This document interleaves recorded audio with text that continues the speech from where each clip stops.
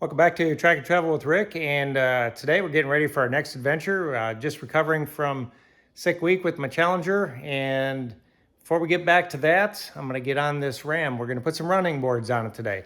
I bought some pretty inexpensive aluminum running boards from American Truck. I'm going to go ahead and get them out of the box and see what they look like and see how hard it is to install. So right away, looks like they're packaged pretty well. And they don't weigh a lot. This whole package, these are aluminum, so this whole package weighs, I want to say 38 pounds. So I'm not adding a lot of weight to the truck. These aren't powered, they just sit out there. But to me, the truck is just a little bit tall to get in and out of. And some of my passengers would like to have a little easier time of it.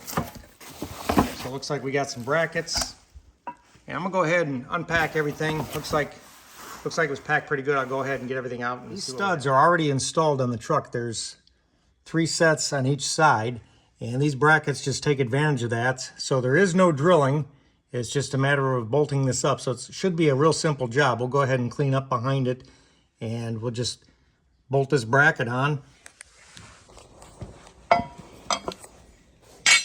And you can see by this bracket, it looks like it's pretty strong, and 3 mounts on each side. Should be, this should go pretty easy. We'll go ahead and get things cleaned up under there so we're not trapping in some dirt and get this thing finished unpacking. But I just wanted to see how easily this bracket bolts on, and it does match pretty well. Okay, these are the running boards. Like I said, they're very lightweight aluminum design. They look good, all blacked out. My truck's all blacked out, so it matches. Came with 6 brackets. Came with the hardware. And first thing I'm going to do is I'm going to go underneath, and this is a thread chaser, and I'm going to go ahead and chase the threads on the truck. I'll chase the threads so we can get decent torque. So it sounds like first step, clean everything up, chase the threads, and then go ahead and bolt loosely all 6 brackets to the truck. So again, go ahead and put the thread chaser on, and I'm going to do this. Just go ahead and chase them all the way down. Clean every thread because there's road debris, there could be paint and road tar, all that stuff. So I'm gonna go ahead and clean all these off. All right, so pro tip, get yourself a thread chaser set. These are not dies, these are not taps. They won't ruin your threads. They will clean them and straighten out any bad threads, but they won't cut the metal. You don't really wanna put a hardened tap on this and you'll be tearing up your bolts. Like 15, 20 bucks on Amazon. This thing's been a lifesaver, and it does have files in the kit to straighten out threads. This is great for no matter what you're working on. Chase the threads. I take it on my drag and drives in case you booger it up or booger up a thread on something. This thing has paid for itself more often than I can remember. Thread chasers, and I just discovered these. I'm an old guy, and I was using taps and dies, and thread chasers is the way to go. Okay, I went ahead and cleaned up everything behind there with some window cleaner. It's not really that dirty. Just get the little bit of dirt off. And then I went ahead and hit it with some fluid film in the areas I'm going to cover up with these brackets because I don't want to have a point of corrosion. And I think before winter comes, I'm going to go ahead and hit the whole truck with this. But right now, where I'm going to bolt this up, give it a little bit of protection with some fluid film. Okay, so it's just a matter of putting a flat washer. There's a little lock washer and then a nut. Takes a 13 millimeter wrench. It says to install them all loose first. So I'll just go ahead and install them loose so we can make some minor adjustments as we go. And final torque will be 15 foot-pounds, and I will use a torque wrench.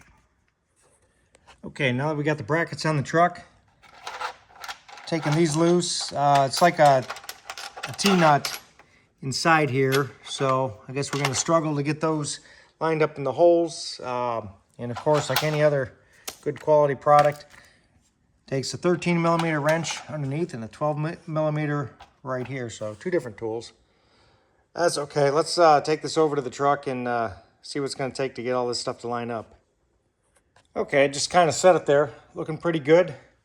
Should have washed the truck before this. Anyhow.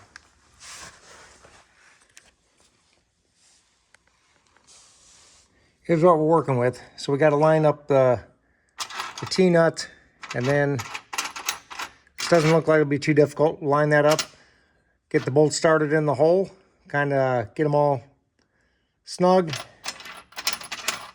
and then go ahead and tighten everything down together. All right, there it is installed. It was pretty inexpensive. It was under 500 bucks. They're extruded aluminum, so they're pretty lightweight and they won't corrode. And at least I hope it won't. And seems like this should be pretty strong. Climbing up on it. They don't seem to be flexing too much. I guess we'll see when we actually use them. But looking good. Pretty happy with these. Well, if you're still watching, I sure appreciate it. This is definitely a one-man do-it-yourself project. There's no reason anybody couldn't install these. Pretty simple, considering the studs are already attached to the vehicle. So, pretty happy with this.